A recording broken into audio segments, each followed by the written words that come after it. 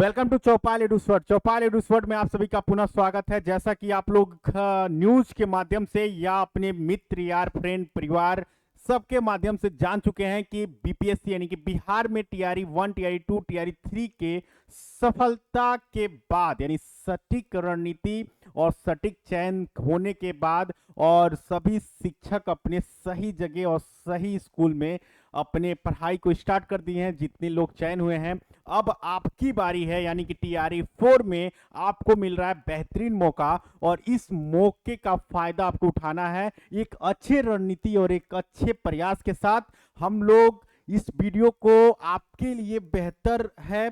क्योंकि यहाँ पे आपको पूरी रणनीति मिलेगी एक सफल होने की, क्योंकि कैसे आप पार कर पाएंगे इस कठिन परिश्रम से। आप आसान भाषा में हम लोग इस वीडियो में जानेंगे। हम लोग इस वीडियो में टीआरई 1 टीआरई 2 टीआरई 3 के वो सभी पहलुओं को भी समझेंगे। इसी के साथ साथ हम लोग इस वीडियो में लास्ट में उन सभी के कट ऑफ के बारे में जानेंगे और ये भी जानेंगे कि क्यों टीआरई 3 से महत्वपूर्ण है और आखिर क्यों इसका रिजल्ट टीआरई 1 टीआरई 2 और टीआरई 3 से बेहतरीन होने वाला है।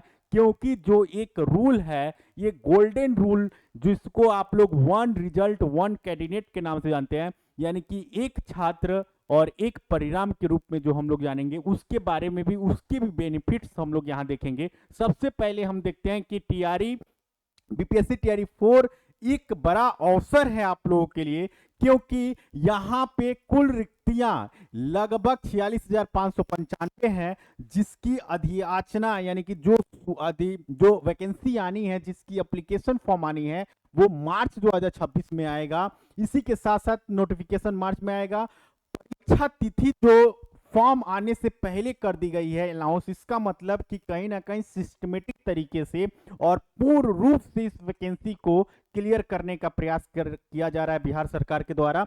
यानी कि 22 से 27 सितंबर परीक्षा की तिथि रखी गई है। इसी के साथ साथ आपके रिजल्ट भी यानी कि जो परिणाम आपके द्वारा ये होना है आपके लिए, वो नवंबर में घोषित कर दिया जाएगा और नियुक्ति जो है, जो कि आपका अपॉइंटमेंट जो की जाएगी, वो आपका दिसंबर में करके और फाइनली आपके लिए नए साल यानी कि दिसंबर में ज्वाइनिंग करने के बाद से आप 2027 यानी कि नए साल की जो शुरुआत करेंगे, आप एक अपने सपनों को के स्कूल में पहुंचे होंगे, जो आप इतने दिनों से सपने देख रहे हैं, सरकारी अध्यापक बनने का, आपके बच्चों को पढ़ाने का, या आप किसी बच्चों के भविष्य के बारे में सोचने की शुरुआत 2027 में करना शुरू कर देंगे। तो आइए हम लोग भी शुरू करते हैं इस पूरे रणनीति को, जिससे आप लोग कर पाएंगे। अगर आप हमारे इस वीडियो को नहीं देखे हैं, क्लास 1 to 5 ऐसे ही class 6 to 8, class 9 to 10 and 11 to 12 का भी वीडियो इसी तरह जा रहा है। यानी कि बीपीएससी टीआरई 4 के लिए 1 to 5 की जो पूरा विश्लेषण, चरणों की पूरी जानकारी मेरे द्वारा आपको दी गई है कि टीआरई 1 में कितनी वैकेंसी, टीआरई 2 में, टीआरई 3 में, टीआरई 4 में कितनी आने वाली है और 1 to 5 के लिए कौन कौन से सब्जेक्ट, कितने पहलू हैं, इन सारी चीजों के बारे में हमारे अलग से वीडियो बन चुकी है। वहां जाके आप प्लेलिस्ट में वहां बीपीएससी करके देख सकते हैं। हम लोग बात करते हैं इस वीडियो में सबसे पहले अगर बात किया जाए तो यहां पे टीआरई 4 की सफलता की जो रोड मैप है, जो आप यहां से लेके वहां तक जाने की जो शिखर है, यानी आपको सफलता 1, सफलता 2, सफलता 3, एक जो रणनीति रहेगी आपकी फाइनली सिलेक्शन करने की, और वास्तव में ये जो सितंबर में आपका एग्जाम होना है, उसको क्रैक करने की जो एक 4 वीक यानी कि 4 सप्ताह की, यानी कि 1 मंथ की अगर रणनीति मेरे द्वारा बताई गई, अगर आप फॉलो अप कर सकते हैं, तो आप भी इस अध्यापिका की तरह एक स्कूल में जिसके पीछे आपके वो रहेंगे और आपके जो सपनों के बच्चे जिसको आप पढ़ाते हैं सपनों में, वो आपके सामने भविष्य में, यानी कि वर्तमान में जो भविष्य की आप सपने देखते हैं भविष्य में कि मैं अध्यापक बनूंगा, वो वर्तमान में आप पढ़ा रहे होंगे। चलिए स्टार्ट करते हैं। नया नियम, एक अभ्यर्थी और एक परिणाम, यानी कि एक छात्र और एक रिजल्ट का जो आंकड़ा रहने वाला है। पुरानी व्यवस्था थी कि सीट की ब्लॉकिंग कर दी जाती थी। एक छात्र पीआरटी का, टीजीटी का और पीजीटी का, जूनियर का भी, यानी 4-4 पदों को भर देता था। क्यों? और 4 जगह उसका चयन हो जाता था, तो 4 सीटों को बाधित कर देता था। और केवल फाइनल चयन किसी एक में लेता था, भीड़ बढ़ जाती थी और जो इसके पीछे कगार में थे वो लोगों को फाइनल चयन नहीं हो पाता था। नई व्यवस्था आपके लिए गोल्डन रूल का काम करेगा। एक प्रकार का एक सुनहरा अवसर आपको मिल रहा है इस टीआरई 4 में, जिसमें नई व्यवस्था में अधिक अवसर आपको देखने को मिलेंगे।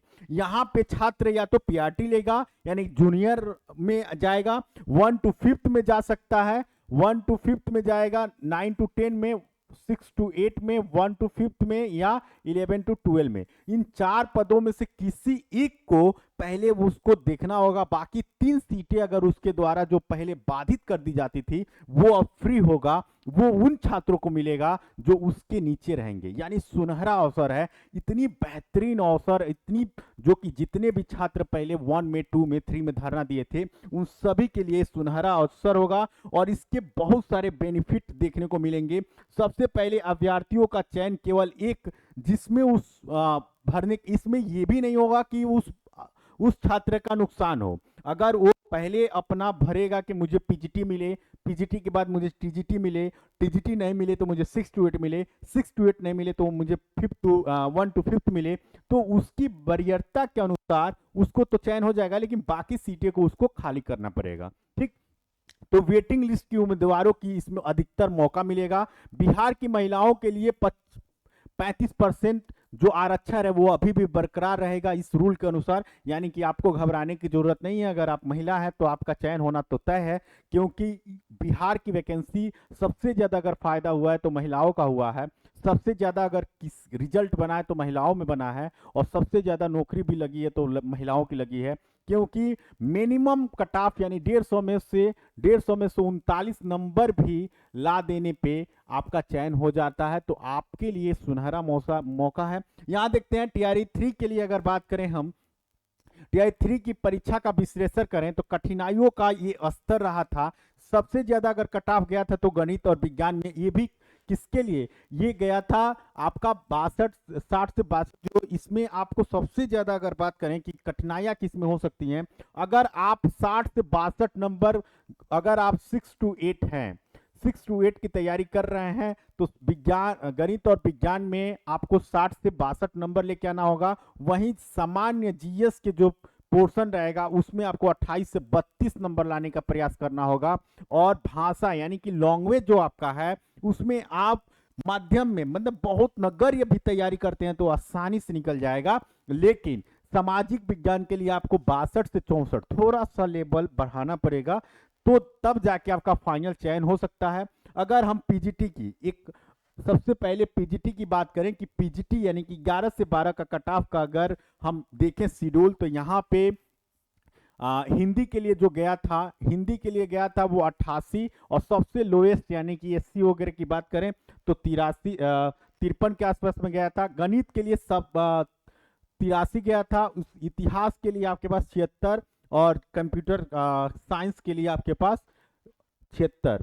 अब देखिए टीजीटी की बात करें तो सबसे ज्यादा टीजीटी में कट ऑफ जाता है, सबसे ज्यादा टीजीटी यानी टीजीटी मैथ का जो कट ऑफ होगा वो मैं सबसे बड़ा दिखाया हूं, क्योंकि 102 रिकॉर्ड टूटा था। यानी कि इतने बड़े कट ऑफ होना, और इतने बड़े कट ऑफ यानी कि मैथमेटिक्स का 102 कट ऑफ गया था। 102 का मतलब समझिए कि सबसे हाईएस्ट कट ऑफ आपका मैथमेटिक्स का था, यानी कि 102 नंबर आपको टीआरई 3 में लाना था। तो सोचिए टीआरई 4 में आपको 102 के ऊपर ही सपना देखिए, तब जाके आप चयन हो पाएंगे। गणित में चयन करना ये असाधारण है। ये मैं इसलिए, आप लग रहा होगा कि सर डरा रहे हैं, तो डरने की बात नहीं है, जो रियलिटी है उसी पे बात होगी, क्योंकि आपको डर से ही जीत मिलने वाली है। अगर आप डरेंगे नहीं तो आप पढ़ेंगे नहीं, जब आप पढ़ेंगे नहीं तो आप चयन नहीं होंगे, जब आप चयन नहीं होंगे तो आप अपने सपनों को पूरा नहीं करेंगे। तो इसीलिए आपको डरना भी जरूरी है, क्योंकि डर ही सिलेक्शन का मार्ग होता है। यहाँ देखिए पीआरटी में 1 to 5 की अगर बात करें या मिडिल की बात करें यानी 6 to 8 की, तो यहाँ 1 to 5 में सामान्य की जो सीटें थी, सामान्य यानी कि कोई भी सब्जेक्ट के लिए, तो उसमें 81, और महिलाओं के लिए 70 गया था। 6 to 8 के लिए गणित और विज्ञान का देखें तो 92 गया था, हिंदी का 90 गया था। ये हाईएस्ट कट ऑफ आपको बता रहे हैं। इसी के साथ साथ यहाँ पे मैं देख रहा हूँ नॉर्मलाइजेशन की प्रक्रिया को समझिए। तो यहाँ पे ये जो आपके रो है नॉर्मलाइजेशन का, इसमें ये है कि अगर पेपर कई हिस्सों में होता है तब जाके कुछ प्रॉब्लम यहाँ पे देखने को मिलता है। यहाँ देखिए अगर हम लोग देखें एलिजिबिलिटी और यहाँ पे क्वालिफिकेशन की, तो पीआरटी के लिए आपको 10+2 होना चाहिए और उसके साथ साथ डीएलएड होना चाहिए। सीटेट या बीटेट जो पेपर फर्स्ट है वो क्वालिफाई होना चाहिए। टीजीटी की बात करें तो ग्रेजुएशन होना चाहिए, उसके साथ बीएड होना चाहिए। और एस टेट बिहार का जो टेट है उसका पेपर 1 क्वालिफाई होना चाहिए। पीजीटी के लिए पीजी होना चाहिए, यानी पोस्ट ग्रेजुएशन होना चाहिए, उसके साथ साथ बीएड और एस टेट पेपर 2 होना चाहिए। इसी के साथ साथ अदर के लिए सीटेट में 90 अंक और जो वहां के होने चाहिए, वहां के यानी कि बिहार के हों उनके लिए 82, और जो अधिकतम आयु सीमा है वो 37 वर्ष है। इसी के साथ साथ 12 सप्ताह की जो मास्टर स्टडी प्लान है उसमें आप 1 से 4 वीक का जो न्यू यानी फाउंडेशन लीजिए, जिसमें एनसीईआरटी 6 to 12 तक आप अच्छे से पढ़ के खत्म करिए। फिर 5 to 8 का जो अनुप्रयोग यानी एप्लीकेशन एमसीक्यू पीवाईक्यू को देखिए।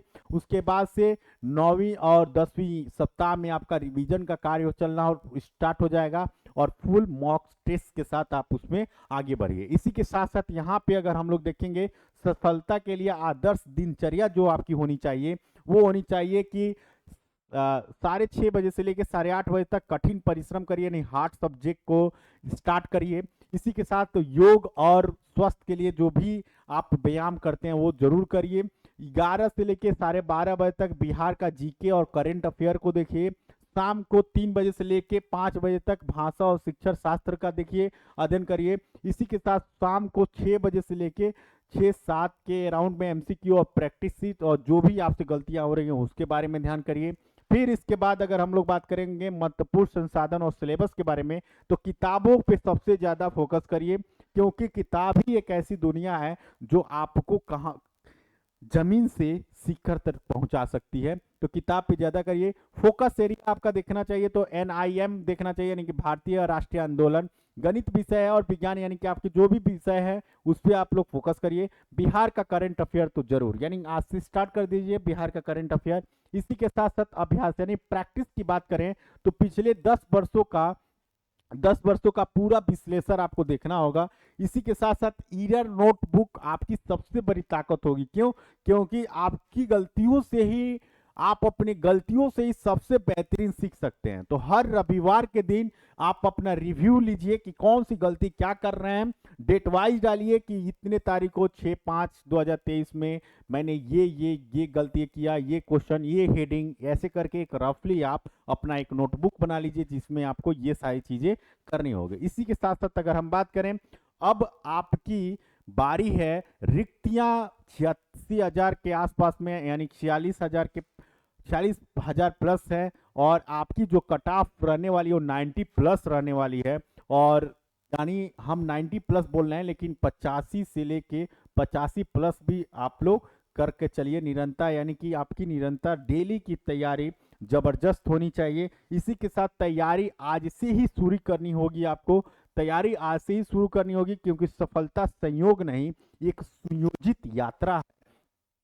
किसी भी सफलता के लिए आपको एक सुव्यवस्थित तरीके से यात्रा करनी होगी कि मुझे ये रोड मैप तैयार कर लीजिए। बाकी मेरे चैनल पर बने रहिए, मेरे द्वारा एक रोड मैप तैयार किया जाएगा कि कब आप करंट अफेयर पढ़ेंगे, कौन से टॉपिक को कब पढ़ें, कब कवर करें, कब मॉक टेस्ट दें। सारी चीजों की सटीक रणनीति के साथ मैं आपके पास एक पीडीएफ प्रोवाइड करने वाला हूँ, बाकायदे मैं समझाऊंगा भी।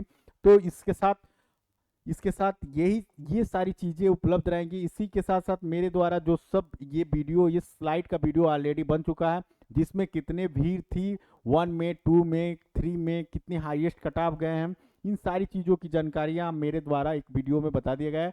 टीआई 2 में सबसे कम सीटें रही थी, यहाँ पे आप लोग आ रहे हैं, तो इस सारी चीजें मेरे द्वारा बता दी गई हैं।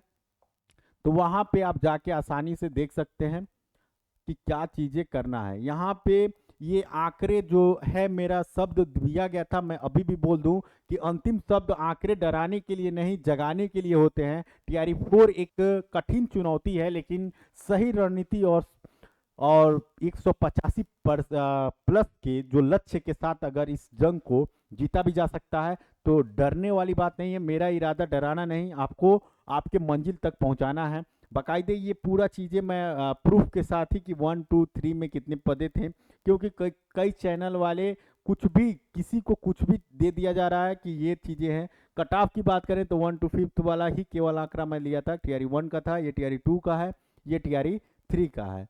टीआरई 3 का 2 2 3 3 कट ऑफ आप लोग देख रहे होंगे, सामान्य है, एक आपका उर्दू है और एक आपका वो है बंगला है। तो यहाँ पे वो सारी चीज़ें, ये सारी चीज़ें डाटा आपको यहाँ भी वही चीज़ें हैं। तो ये सारी चीज़ें आपको हमारे इस चैनल के माध्यम से सटीकता के साथ वो पूरी जानकारी जो रियलिटी में आपके पास देखने को मिलेंगी। और मेरे इस वीडियो को देखने के बाद आपको किसी दूसरे की वीडियो देखने की भी आवश्यकता नहीं होगी। तभी तक आप हमारे इस चैनल को नहीं सब्सक्राइब किए हैं तो सब्सक्राइब करिए, अपने उन दोस्तों के पास भी शेयर करिए जो बीपीएससी देना चाहते हैं या किसी भी एग्जाम की तैयारी करना चाहते हैं। एक सटीक रणनीति, सटीक आंकड़ा और सटीक कट ऑफ और सटीक पीवाईक्यू एमसीक्यू सारी चीज़ों के लिए यहाँ पे इस चैनल पे उपलब्ध होगा। मिलते हैं आपको फिर नेक्स्ट वीडियो में, तब तक के लिए जय हिंद जय भारत।